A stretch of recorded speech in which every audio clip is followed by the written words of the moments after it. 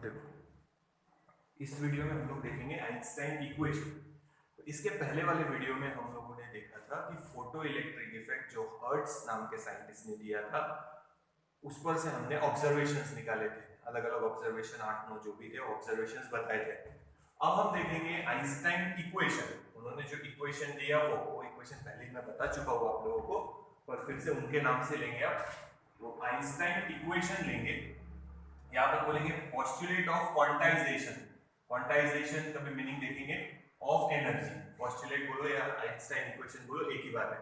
तो ये इक्वेशन देखने के बाद जो फोटो इलेक्ट्रिक इफेक्ट के हमने ऑब्जर्वेशन देखे थे, वही ऑब्जर्वेशन इसके इक्वेशन पर से भी बताने हैं हमारे को। तो ऑलमोस्ट सेम ही है, क्योंकि पहले बोला है एक्सपेरिमेंट पर से जो ऑब्जर्वेशन आए हैं और इक्वेशन पर से जो ऑब्जर्वेशन आएंगे अप्रोक्सीमेटली सेम ही रहेंगे, ठीक है। बट उनको इक्वेशन के हिसाब से एक्सप्लेन करना है बस, और कुछ नहीं। तो आइंस्टाइन ने बोला था कि व्हेन अ वेव, और अपन बोलेंगे radiation,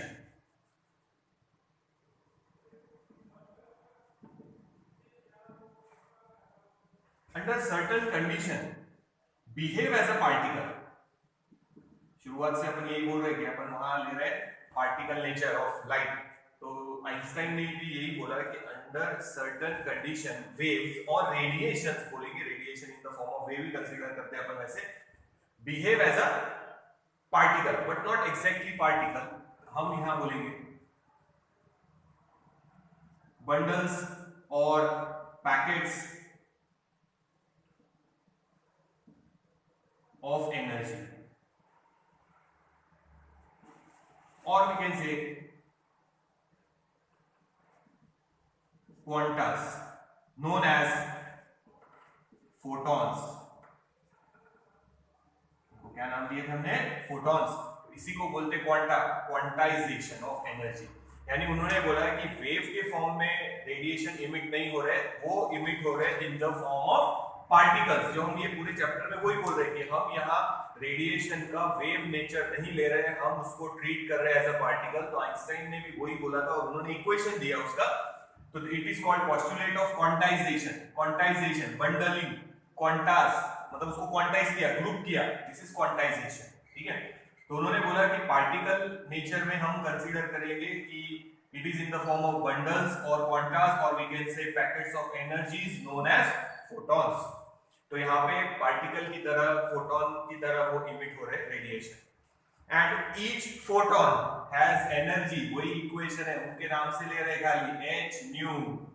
so this is Einstein equation जो स्टार्टिंग में बताया था। और we can write h c upon wavelength। सो nu is the frequency of incident radiation, पूरा लिखना, and h is the Planck's constant and its value is 6.63, या more accurate लिखना है तो 6.26 into 10⁻⁻34 जूल सेकेंड। दिख रहा था? हाँ, ठीक है। ये हो गया हमारा आइंस्टाइन इक्वेशन, या बोलो postulate of quantization of energy, जो इक्वेशन हमने स्टार्टिंग में बताया था, बस उनके नाम पे लिखना है, सिंपल। फिर से देखो, आइंस्टाइन इक्वेशन आया तो ये सब लिखना पड़ेगा। Postulate of quantization of energy भी बोला आइंस्टाइन ने जो दिया था, तो भी यही रहेगा। तो अकॉर्डिंग टू आइंस्टाइन, याद रखो, वेव्स बोलो या रेडिएशन बोलो, अंडर सर्टेन कंडीशन, जैसे फोटो इलेक्ट्रिक इफेक्ट एक्सप्लेन करने के लिए, उस पर्टिकुलर सर्टेन कंडीशन में it behaves like a particle. It behaves like a particle, exactly particle नहीं, पर बंडल्स और क्वांटास। तो यही है वो क्वांटाइजेशन, जो उन्होंने बोला कि ग्रुप है एनर्जी का, बंडल है एनर्जी का, क्वांटा है एनर्जी का। It is called quantization of energy. तो it is emitted in the form of bundles of energy और quantas or packets of energy known as photons, and each photon has energy E is equals to h nu, where h is the Planck's constant। Value याद रखो, 6.63 लिख सकते हैं, पर exact लिखना है 6.626 into 10⁻⁻34 joule second. Unit है J capital और S स्मॉल लिखना, जूल सेकेंड। तो ऐसे तो स्मॉल ऐसे है, जूल सेकेंड। बस यही है अपना आइंस्टाइन इक्वेशन, यही आपको थ्योरी में लिखना है। तो इस रिलेशन में पार्टिकल का, इस इक्वेशन में पार्टिकल वेव नेचर का रिलेशन है और एनर्जी का रिलेशन है। देखो तो यही है हमारा आइंस्टाइन इक्वेशन। नोट डाउन करो, आगे चलो।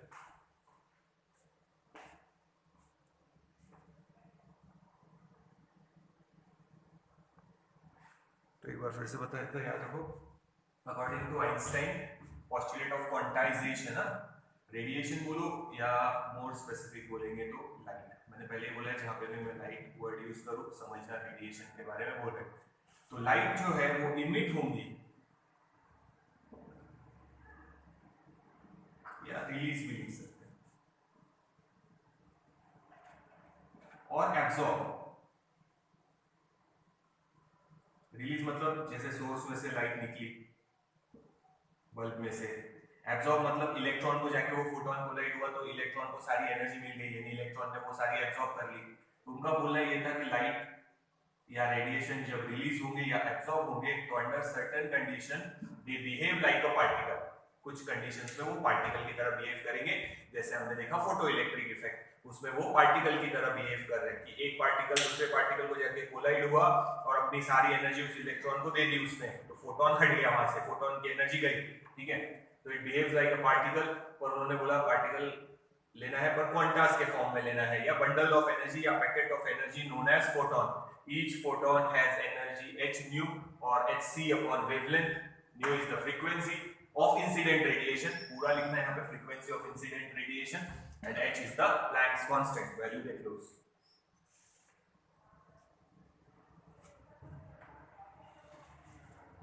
ठीक है, ये याद रखो। रिलीज हो रही या एब्जॉर्ब हो रही, तो वो एब्जॉर्ब या रिलीज होती है अंडर सर्टेन कंडीशन। कुछ कंडीशंस में they behave like a particle, radiation और light behave like a particle. Particle मतलब यहाँ ले रहे क्वांटास और बंडल ऑफ एनर्जी और packets of energy known as photons. तो अब ये मिटा दे, और इस इक्वेशन पर से अब हमारे को फोटो इलेक्ट्रिक इफेक्ट के ऑब्जर्वेशंस वापस से एक्सप्लेन करने हैं। तो एक जैसे ही है, कोई प्रॉब्लम नहीं है। नोट डाउन कर लो, मिटा दे। फिर लिखना कैसे, अगर आइंस्टाइन इक्वेशन 2 मार्क के लिए आया या postulate of quantization of energy आया तो लिखना according to Einstein under certain condition light behave as a particle, that is they are emitted, release और एब्जॉर्ब। इमिटेड भी लिख सकते हैं, रिलीज और absorb in the form of bundle of energy या क्वांटास ऑफ एनर्जी और packets of energy known as photons. And each photon has energy E is equals to h nu, where h is the Planck's constant. Value याद रखो 6.623 into 10 to minus 34 joule second, और hc upon wavelength भी लिख सकते हैं, and nu is the frequency of incident radiation। तो ये equation starting में बताया था, वही इक्वेशन अभी हम यहाँ कंसीडर कर रहे हैं।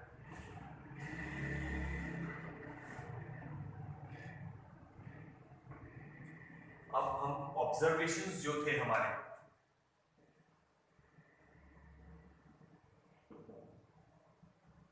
of photoelectric effect, जो इसके पहले वाले वीडियोस में हमने लिया है,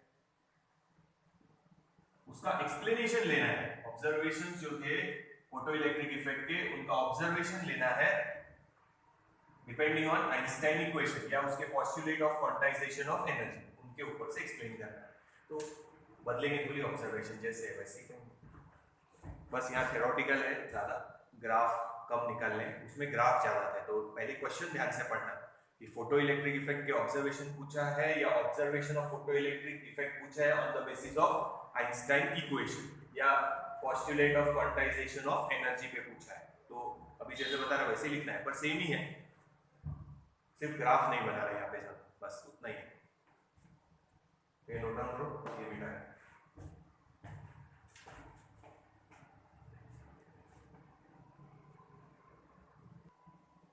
तो अब देखो आइंस्टाइन इक्वेशन या पोस्टुलेट ऑफ क्वांटाइजेशन पर से हम लोग ऑब्जर्वेशन ऑफ फोटोइलेक्ट्रिक इफेक्ट का एक्सप्लेनेशन देखेंगे।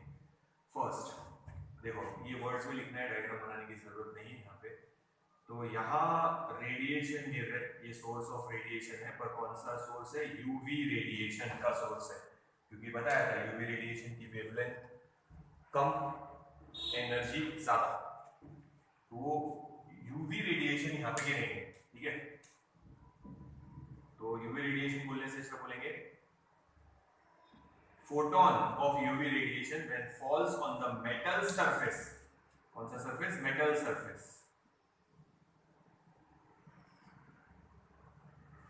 ठीक है। क्या इमिट होगा? Electron.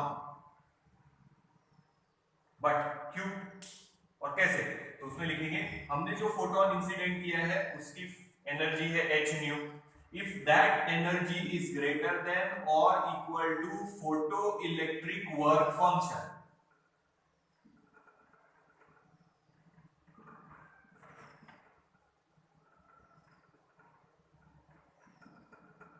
Then that electron is emitted. ये हम पहले भी एक्सप्लेन कर चुके हैं कि हम जो एनर्जी दे रहे हैं वो फोटो इलेक्ट्रिक वर्क फंक्शन से ज्यादा होनी चाहिए। अगर ज्यादा है तो डेफिनेटली इलेक्ट्रॉन इमिट हो जाएगा।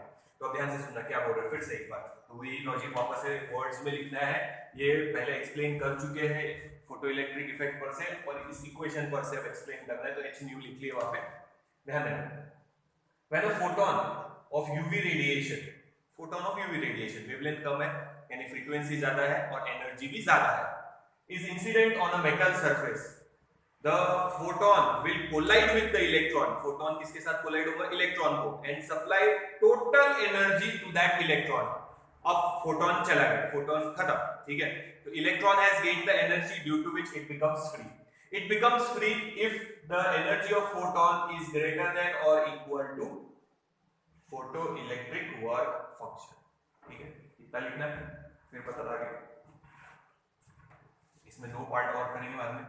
फर्स्ट पॉइंट ही बता रहे हैं, थ्योरेटिकल जैसे एक्सप्लेन करना है, ग्राफ नहीं बनाना है और डायग्राम तो ड्रॉ नहीं करना है, सिर्फ ये मैंने समझाया है। फिर से देखो, according to Einstein, when photon of UV radiation is incident on a metal surface, the photon will collide with the electron and supply total energy। उसके पास जितनी एनर्जी है वो इलेक्ट्रॉन को दे देगा, it will give to the electron, and now the photon is vanished। Photon गया, energy थी, सारी energy चली गई, उसको दे दिया इलेक्ट्रॉन को। now electron will become free। this effect is called photoelectric effect। the electron will become free if the energy of photon is greater than or equal to photoelectric work function for that metal। उस metal का, हर metal के लिए photo electric work function अलग रहेगा क्योंकि electron अलग energy से bounded रहेगा ना। दो पॉइंट और लिखेंगे इसमें।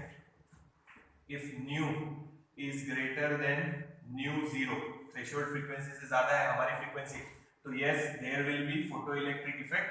भले इंटेंसिटी, इंटेंसिटी मतलब फिर से बता रहा, ध्यान देना,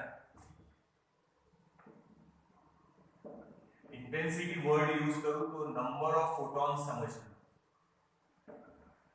बट हर फोटॉन की एनर्जी फिक्स रहेगी h न्यू। तो आप टोटल एनर्जी बढ़ा रहे पर एक फोटॉन के पास जितनी एनर्जी है उतनी है। तो अगर आपकी फ्रीक्वेंसी थ्रेशोल्ड फ्रीक्वेंसी से ज्यादा है तो फोटो इलेक्ट्रिक इफेक्ट मिलेगा। Intensity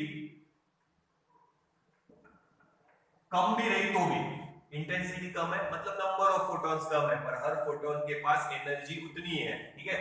now if nu is less than nu zero, हमने जो फ्रीक्वेंसी इंसिडेंट किया है वो थ्रेशोल्ड फ्रीक्वेंसी से कम है, तो there will be no photo electric effect. भले ही तुम इंटेंसिटी को बढ़ा दो, इंटेंसिटी ज्यादा कर देंगे हम लोग, पर फोटोन के पास उतनी एनर्जी नहीं है। h new is less than photo electric work function. तो याद रखो, एक इलेक्ट्रॉन को एक ही फोटोन मिलेगा, अब उसके पास एनर्जी उतनी नहीं है कि वो फ्री हो सके। अब तुम इंटेंसिटी कितनी भी रख लो, इंटेंसिटी कितनी भी कर लो, अगर तुम्हारी फ्रीक्वेंसी थ्रेशोल्ड फ्रीक्वेंसी से कम है तो फोटो इलेक्ट्रिक इफेक्ट नहीं मिलेगा। तो ये हो गया फर्स्ट पोस्टुलेट। देखिए तो फर्स्ट पोस्टुलेट हो रहा, फर्स्ट ऑब्जर्वेशन। तो याद रखो, अगर फ्रीक्वेंसी ज्यादा है थ्रेशोल्ड फ्रीक्वेंसी से तो इंटेंसिटी कम भी रही तो कोई फर्क नहीं पड़ेगा। कम इंटेंसिटी है, करंट कम रहेगा पर इलेक्ट्रॉन इमिट होंगे। बट अगर इंसिडेंट फ्रीक्वेंसी थ्रेशोल्ड फ्रीक्वेंसी से कम है तो फोटो इलेक्ट्रिक इफेक्ट नहीं मिलेगा, भले तुम इंटेंसिटी कितनी बढ़ा दो, इलेक्ट्रॉन को उतनी एनर्जी मिलने ही नहीं वाली कि वो फ्री हो सके, ठीक है। तो ये फर्स्ट पॉइंट हो गया, ये पहले भी हो चुका है पर इक्वेशन पर से एक्सप्लेन करना है तो ये नोट डाउन कर लो पहले। तो याद रखना, इंटेंसिटी जब भी बोलूं तो समझ जाना नंबर ऑफ फोटॉन्स के बारे में बोल रहे हैं, एनर्जी उतनी रहेगी, ठीक है, एनर्जी चेंज नहीं होगी। सेकंड भी लिख लेते, फिर मिटाएंगे इसको। सेकंड छोटा सा ये इफेक्ट है इंस्टेंटेनियस इफेक्ट है। कैसा इफेक्ट है? इंस्टेंटेनियस, यानी फास्ट है। जैसे ही कोलिजन होगा वैसे ही सारी एनर्जी इलेक्ट्रॉन को मिल जाएगी और इलेक्ट्रॉन फ्री हो जाएगा।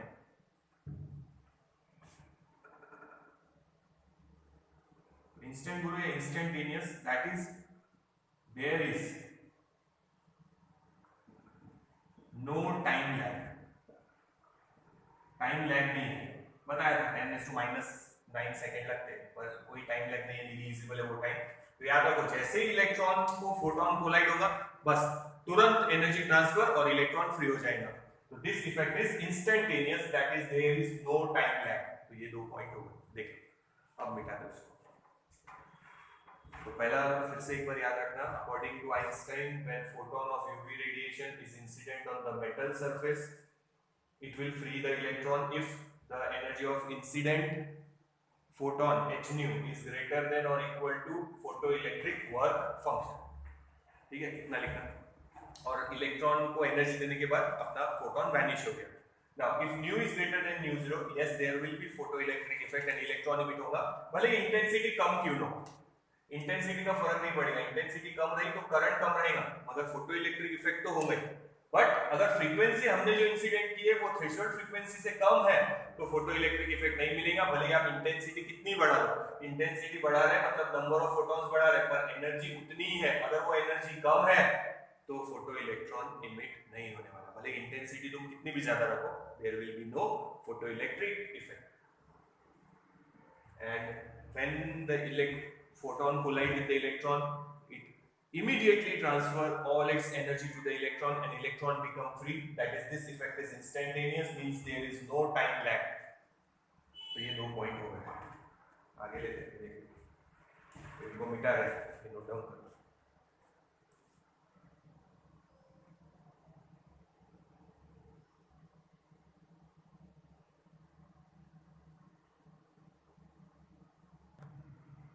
तो देखो आगे चल रहे हैं, थर्ड पोस्टुलेट। तो देखो पोस्टुलेट बोला, postulate versus third observation. If nu is greater than new 0, photoelectric effect तो मिलने ही वाला है, ये तो फिक्स हो गया। एंड न्यू या फिर बोलेंगे हम लोग लैम्डा, हम दोनों ने वो कांस्टेंट रख दिया। अगर लैम्डा कांस्टेंट है मतलब फ्रीक्वेंसी कांस्टेंट है, रिलेशन पता है ना उनके बीच में का, c = न्यू * लैम्डा। ठीक है, तो दोनों कांस्टेंट रखिए, वेवलेंथ भी कांस्टेंट है इंसिडेंट रेडिएशन की, या बोलो फ्रीक्वेंसी कांस्टेंट है। और हमने जो फ्रीक्वेंसी इंसिडेंट किया it is greater then threshold frequency, तो करंट तो फ्लो होने ही वाला है। नाउ ये भी अपना हो चुका है, ग्राफ नहीं बना रहे खाली। Intensity is directly proportional to, और we can say current is directly proportional to intensity, एक ही बात है, उल्टा ही कर देते। Current is directly proportional to intensity, यानी जितनी ज्यादा इंटेंसिटी, फिर से बोल रहा है इंटेंसिटी का मतलब होगा नंबर ऑफ फोटॉन्स, जितनी ज्यादा इंटेंसिटी उतने ज्यादा इलेक्ट्रॉन फ्री होंगे। अब हमने वो तो लॉजिक हटाई दिया कि फ्री होंगे या नहीं होंगे, ये है कंडीशन, यानी यस इलेक्ट्रॉन तो फ्री होने ही वाला है, फोटो इलेक्ट्रिक इफेक्ट मिलेंगे करंट के साथ इंटेंसिटी का direct variation. If intensity is high so current will also B high, क्योंकि इंटेंसिटी ज्यादा है मतलब नंबर ऑफ फोटॉन ज्यादा है, और उतने पास उतनी एनर्जी है उनके पास कि वो इलेक्ट्रॉन को फ्री कर सकते हैं, तो ज्यादा इलेक्ट्रॉन फ्री होंगे, ज्यादा करंट। एंड इफ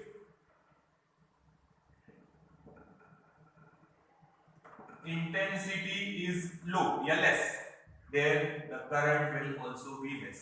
ये वर्ड्स में लिखना है, मैं खाली तुम लोगों को समझाने के लिए ऐसे लिख रहा हूं।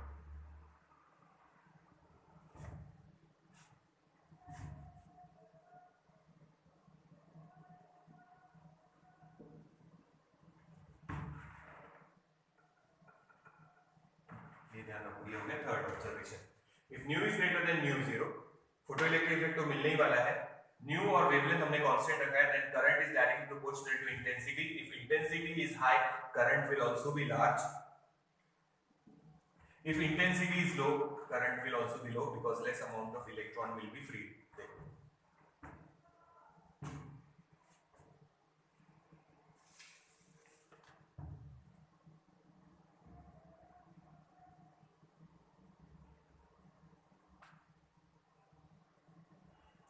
तो ये मिटा दे, फिर फोर्थ वाली लिखना, मिटा रहेगा।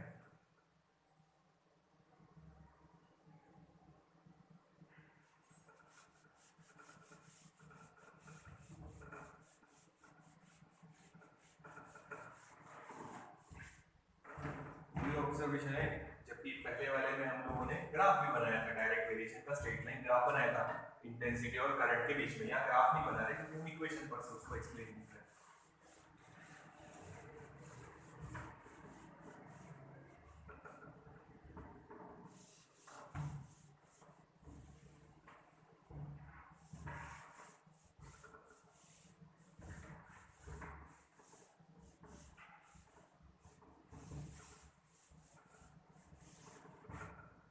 अब देखो ये ग्राफ याद होगा आप लोग, ये करंट के लिए है और ये हम लोग लिए थे पोटेंशियल के लिए। स्टॉपिंग पोटेंशियल यहाँ था V0। तो स्टॉपिंग पोटेंशियल के बाद जैसे जैसे आप पोटेंशियल बढ़ाएंगे करंट बढ़ते जाएगा, current will go on increasing, ठीक है, क्योंकि stopping potential it is that negative potential where photo current becomes zero. तो इतना ज्यादा नेगेटिव हो जाएगा कलेक्टर का पोटेंशियल कि वो इलेक्ट्रॉन वहां तक पहुंच ही नहीं पाएगा। पर जब आप पोटेंशियल बढ़ा रहे हैं यानी आप लेस नेगेटिव कर रहे हैं तो अब कुछ इलेक्ट्रॉन पहुंचने लग जाएंगे और जब तक जीरो पहुंचेगा तब तक all the electron has that much amount of energy, जो भी फ्री हुए हैं वो वहां तक पहुंच पाएंगे। अब उसके बाद जितने फ्री थे सब पहुंच गए तो अब करंट क्या हो जाएगा, constant, and this current is called saturation current. ये हुआ है तो ग्राफ निकालने की जरूरत नहीं है, ये हमारे को फोर्थ पॉइंट में वर्ड्स में लिखना है। कैसे लिखना है, वर्ड्स में। If we increase the potential initially, stopping potential से आगे इंक्रीज कर रहे हैं, the current also increases until all the electrons which are freed reach up to the collector। यहाँ पे अब सब पोटेंशियल जीरो हो गया यानी अपोजिशन जीरो हो गया वहां से। अब जितने भी इलेक्ट्रॉन फ्री हुए हैं सब वहां तक पहुंच पाएंगे कलेक्टर तक। उसके बाद करंट क्या हो गया, constant. After that the current becomes constant. This constant current is called saturation current. ये वर्ड्स में लिखना है, ग्राफ बनाने की जरूरत नहीं है। पर ये भी हमने पहले ही बोला है, मैंने वही ऑब्जर्वेशन वापस यहाँ लिखने हैं। वो एक्सपेरिमेंट पर से ऑब्जर्वेशन थे, ये इक्वेशन पर से ऑब्जर्वेशन है, पर ऑब्जर्वेशन बदल नहीं जाएंगे वहां पे, ठीक है। देखिए फिर से एक बार बोल देते ध्यान देना, व्हेन स्टॉपिंग पोटेंशियल से आगे इंक्रीज कर रहे हैं, potential is increase, the current also increases until all the freed electron, जब तक सारे फ्री इलेक्ट्रॉन कलेक्टर तक पहुंचने लायक नहीं हो जाते, until all the free electron reach up to the collector।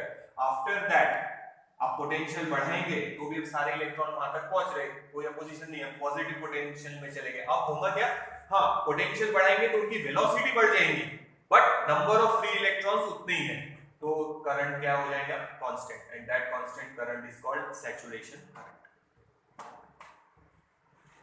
उसके बाद फिफ्थ पॉइंट, आप अगर इंटेंसिटी बढ़ाएंगे, इंटेंसिटी अगर इंक्रीज करेंगे तो जो सैचुरेशन करंट है वो भी इंक्रीज होगा। ये भी ग्राफ हम लोगों ने बनाया था यहाँ पे, ये ऐसे और सबका स्टॉपिंग पोटेंशियल सेम रहेगा। तो यहाँ इंटेंसिटी है I0, यहाँ इंटेंसिटी I0, यहाँ इंटेंसिटी I0 1 2 ये 3, ठीक है।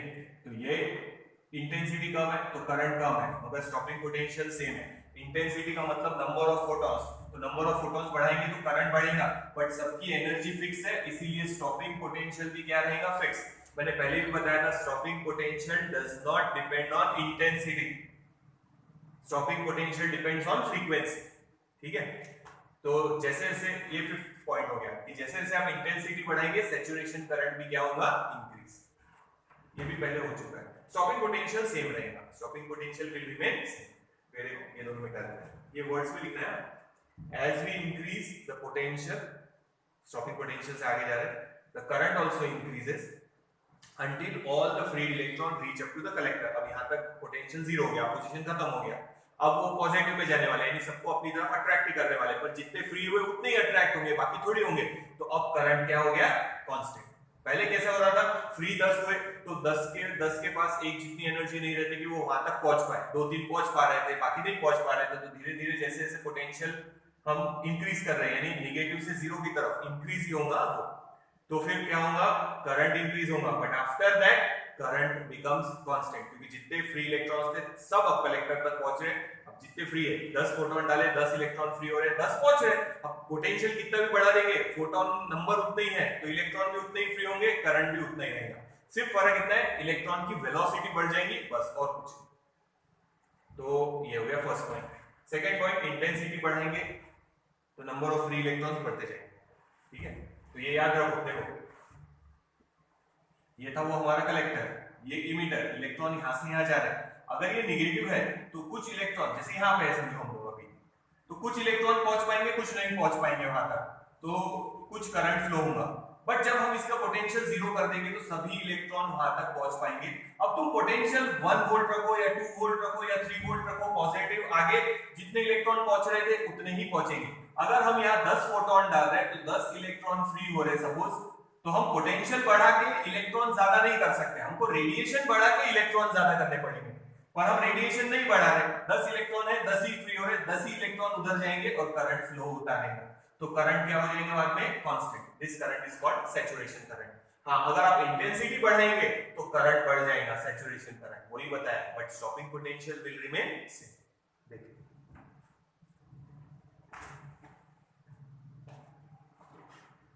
नोट डाउन कर लेना ये वर्ड्स में अपने, फिर मिटा दे इसको।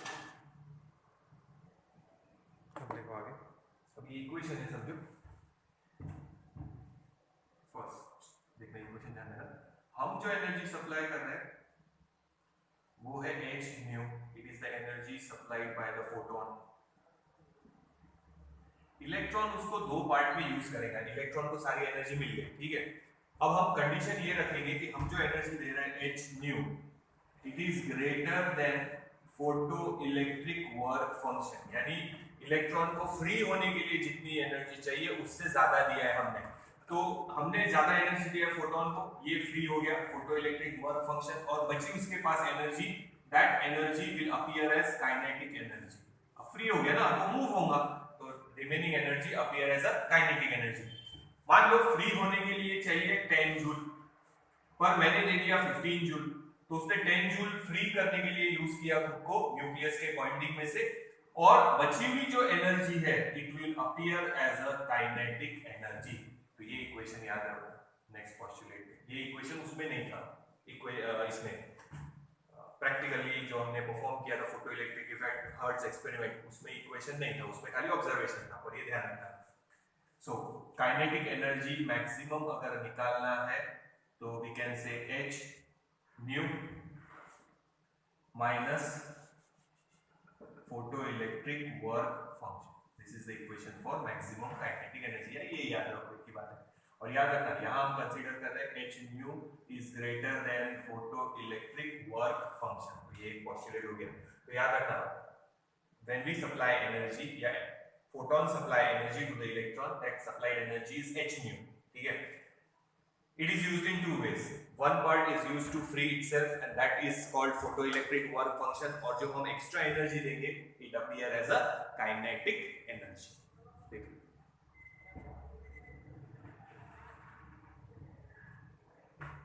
तो अब यहाँ ग्राफ बनाएंगे हम लोग इस इक्वेशन के लिए, वो देखेंगे एक बार, इतना समझ में आ गया, ठीक है। अब मान लो मैं फ्रीक्वेंसी बढ़ा रहा है यानी एनर्जी बढ़ा रहा है, मेटल वही है, मेटल चेंज नहीं हुआ, मैंने एनर्जी कर दिया 70, फ्री होने के लिए उतनी एनर्जी लगेगी बेटा, आयोनाइजेशन एनर्जी उतनी रहेगी, वो चेंज नहीं होगी। काइनेटिक एनर्जी बढ़ गई देखो 7। अब मान लो मैंने कर दिया 20, तो फ्री होने के लिए जो एनर्जी है फोटो इलेक्ट्रिक वर्क फंक्शन, अगर मेटल फिक्स है तो ये फोटो इलेक्ट्रिक वर्क फंक्शन भी क्या रहेगा, फिक्स। अब एनर्जी हो गई 10, अगर मैं 25 कर दूं तो फ्री होने के लिए 10 ही है, और यहाँ हो गई 15, तो हम ये इसको छोड़ दो, इसके आगे देखो ये कितने से बढ़ाई, 2 से, तो ये भी 2 से बढ़ गई, ये 3 से बढ़ाई तो ये भी 3 से बढ़ गई, ये हमने एनर्जी 5 से बढ़ाई तो ये भी 5 से बढ़ गई, यानी अब डायरेक्ट वेरिएशन है। तो यहाँ पे हम ग्राफ बनाएंगे तो ऐसा बनेगा, देखो फ्रीक्वेंसी का और काइनेटिक एनर्जी।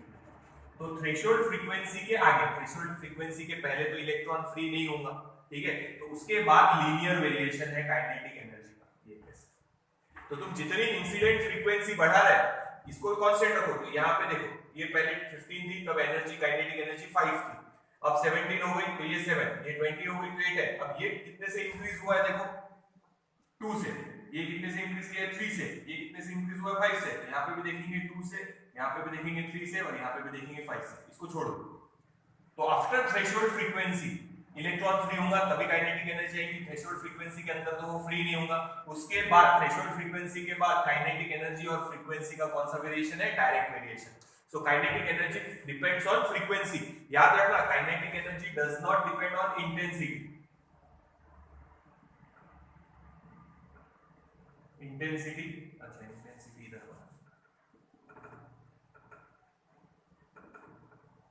इंटेंसिटी और kinetic energy. Kinetic energy does not depend on intensity. Graph ऐसा आएगा क्यों? क्योंकि अगर मैं हर बार 15 एनर्जी दे रहा हूं तो काइनेटिक एनर्जी हमेशा 5 रहेगी। तुम इंटेंसिटी बढ़ा रहे मतलब नंबर ऑफ फोटॉन्स बढ़ा रहे पर एनर्जी उतनी ही रहेगी। ठीक है, तो काइनेटिक एनर्जी और इंटेंसिटी का ग्राफ आया तो ऐसे आएगा। It does not depend on intensity but it depends on frequency. Threshold frequency के बाद लीनियर वेरिएशन है। लीनियर वेरिएशन यहां समझा दिया, ये आपको वर्ड्स में लिखना है, ये ग्राफ बनाना है, ये नहीं बनाना है पर ये याद रखना है। Kinetic energy does not depend on intensity, it depends on frequency.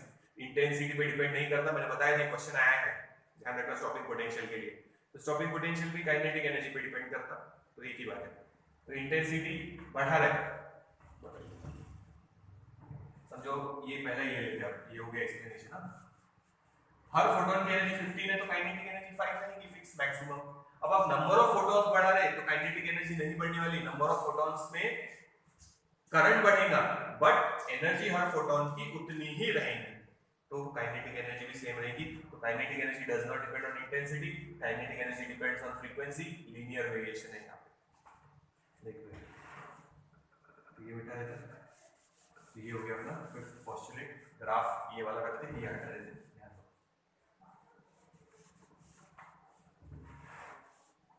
ये देख लो एक बार, फिर आगे लेते हैं नेक्स्ट।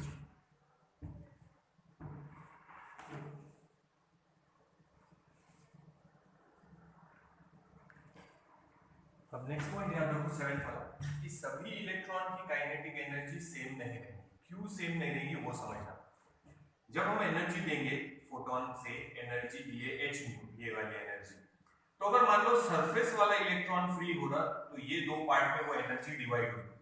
बट यही फोटोन अगर अंदर वाले किसी एटम का इलेक्ट्रॉन फ्री कर रहा होगा, यानी देखो ये जो मेटल है वो ऐसे अरेंज्ड है, कोहेसिव फोर्स स्ट्रांग है तो एटम्स ऐसे प्रॉपर्ली अरेंज्ड मिलेंगे आप लोगों को। अगर फोटोन इस एटम के इलेक्ट्रॉन को मिल गया तो वो सरफेस पे है। अगर फोटोन अंदर वाले किसी एटम के इलेक्ट्रॉन को मिला है तो होगा क्या, पहले तो उसको फ्री होना पड़ेगा। जैसे सरफेस वाले के लिए हम लोग लिखेंगे अगर हमने 15 एनर्जी दिया, 10 फ्री होने के लिए बची हुई है मैक्सिमम काइनेटिक एनर्जी। और अंदर वाले इलेक्ट्रॉन जब फ्री होगा मेटल के अंदर से, यहाँ पे एटम यहाँ पे है फर्स्ट लेयर, ये लास्ट वाली लेयर में एटम है समझो, ठीक है, वो फ्री होगा तो उसमें हमने एनर्जी उतनी दी है। फ्री होने के लिए न्यूक्लियस से उतनी लगेगी बट अब यहाँ पे थोड़ी एक्स्ट्रा एनर्जी लगेगी सरफेस तक आने के लिए। सरफेस तक आने के लिए मान लो 3 जूल एनर्जी निकल गई, अब बची हुई रिमेनिंग अपीयर होगी काइनेटिक एनर्जी के जैसे। तो अब इसकी काइनेटिक एनर्जी सरफेस से जो फ्री हुआ 5 है और इसकी काइनेटिक एनर्जी 2 है, कम हो गई। तो याद रखना सभी इलेक्ट्रॉन की काइनेटिक एनर्जी सेम नहीं रहेगी। जो इलेक्ट्रॉन सरफेस से फ्री हुए उनकी काइनेटिक एनर्जी मैक्सिमम रहेगी। जो इलेक्ट्रॉन मेटल के अंदर वाली लेयर से इलेक्ट्रॉन इमिट हुए हैं उनको सरफेस तक आने के लिए भी थोड़ा वर्क करना पड़ेगा, थोड़ी एनर्जी यूज करनी पड़ेगी और बाद में वो फ्री होंगे तो वहां एनर्जी 3 पार्ट में डिवाइड होगी। तो सब इलेक्ट्रॉन्स की काइनेटिक एनर्जी सेम नहीं रहेगी, ये याद रखो एक चीज। तो ये मीटर है, देख लो एक बार। All the electrons are not ejected from the metal surface with same kinetic energy। याद रखो सबकी काइनेटिक एनर्जी सेम नहीं है।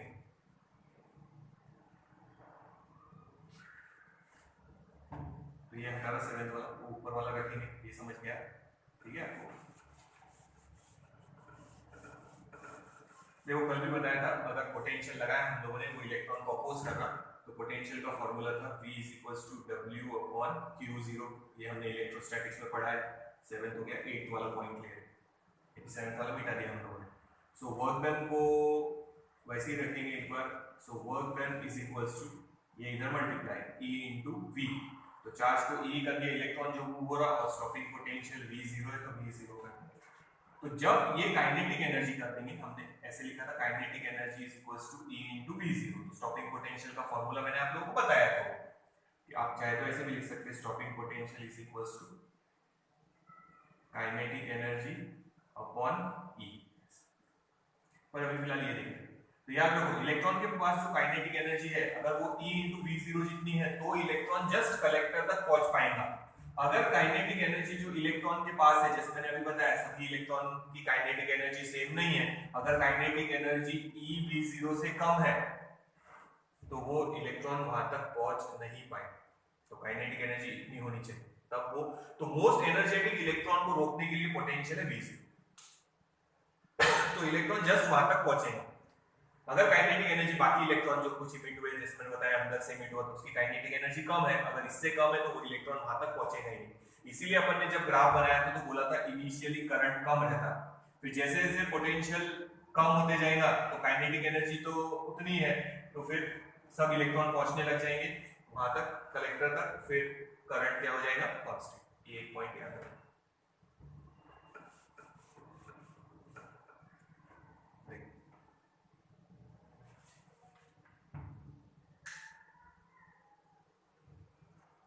तो 9th वाले पॉइंट में हम इस इक्वेशन में चेंज कर रहे हैं, काइनेटिक एनर्जी मैक्सिमम का फॉर्मूला हम लिख रहे हैं EV0 is equals to h nu minus photo electric work function.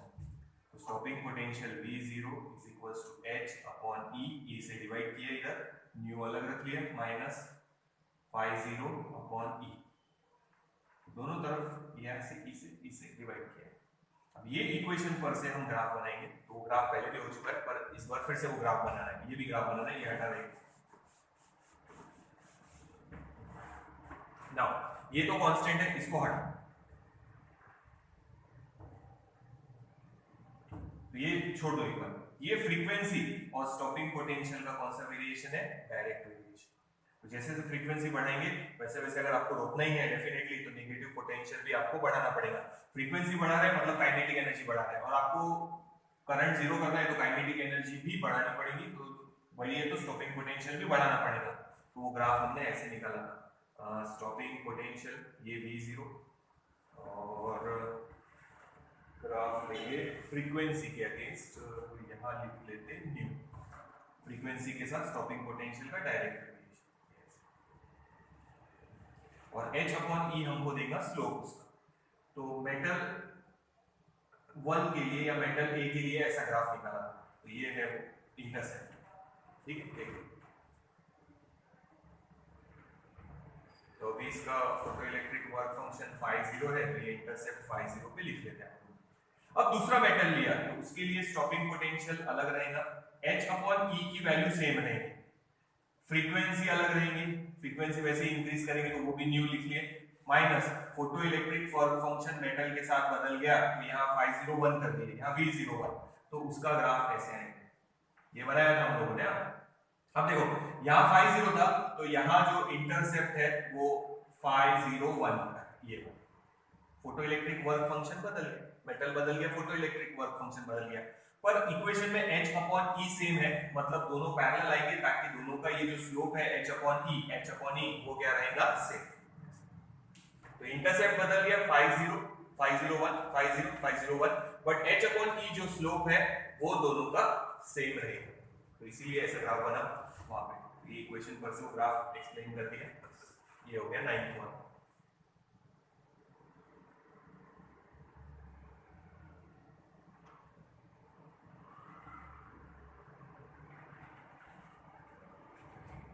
तो ये यहाँ पे हमारे ऑब्जर्वेशंस जो बताए वो सब खत्म, तो देख लेना। तो याद रखना कि जब तक new is greater than nu zero है तब तक फोटो इलेक्ट्रिक इफेक्ट मिलेगा, या न्यू इज ग्रेटर देन और इक्वल टू न्यू जीरो तब तक फोटो इलेक्ट्रिक इफेक्ट मिलेगा, अदरवाइज।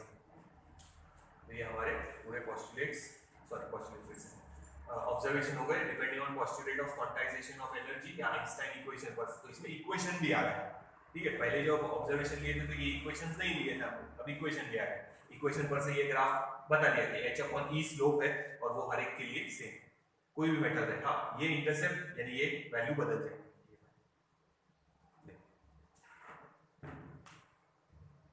तो ये हमारे पोस्टुलेट्स पर से जो ऑब्जर्वेशन थे वो हो गए।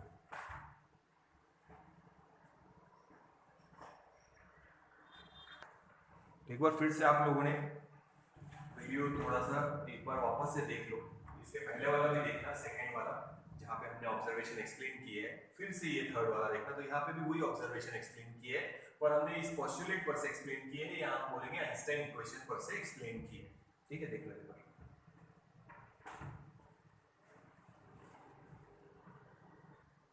तो इतना आप लोगों ने देख लेना है।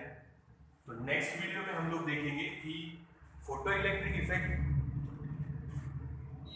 एक्सप्लेन करने के लिए हमने जो फोटो इलेक्ट्रिक इफेक्ट के जो ऑब्जर्वेशन मिले उसको एक्सप्लेन करने के लिए हमने उसको एज अ पार्टिकल क्यों ट्रीट किया वेव को। ठीक है, पार्टिकल की तरह ट्रीट किया है कि it is emitted in the form of bundles of energy या क्वांटास या पैकेट्स ऑफ एनर्जी, हमने ऐसा बोला है। वेव नेचर से ही क्यों एक्सप्लेन नहीं हुआ, तो वेव नेचर से क्यों एक्सप्लेन नहीं कर सकते वो हम लोग नेक्स्ट वीडियो में देखेंगे। 2-3 पॉइंट है कि वेव नेचर से इसका एक्सप्लेनेशन क्यों नहीं हो सकता, और फिर हम देखेंगे उसके बाद फोटो से।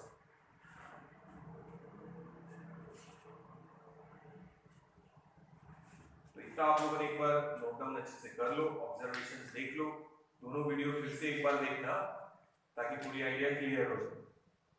फिर नेक्स्ट वीडियो में हम लोग वो देखेंगे कि फेलियर क्यों हुआ वेव थ्योरी ये एक्सपेरिमेंट क्यों एक्सप्लेन नहीं कर पा रहा। उसके बाद फिर इसीलिए हमने उसको पार्टिकल की तरह ट्रीट किया, तो पार्टिकल नेचर से सब एक्सप्लेनेशन अच्छे से हो गया जो हमने देख लिया अभी। और फिर उसके बाद हम देखेंगे फोटो सेल के कंस्ट्रक्शन और उसके एप्लीकेशंस।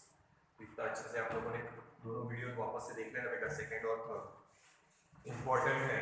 हर प्रॉपर्टी पर से क्वेश्चन आ सकता है या प्रॉपर्टीज या ऑब्जर्वेशन भी लिखने के लिए आ सकते हैं, तो कोई भी क्वेश्चन आए तो आना चाहिए। ये है मेटल बी के, दूसरे मेटल के लिए एक मेटल, तो H अपॉन ई सेम रहेगा यानी स्लोप सेम है दोनों का, फाई ये इंटरसेप्ट बनेगा, तो इंटरसेप्ट बदल जाएगा, फोटो इलेक्ट्रिक वर्क फंक्शन बदल गया तो इंटरसेप्ट बदल जाएगा।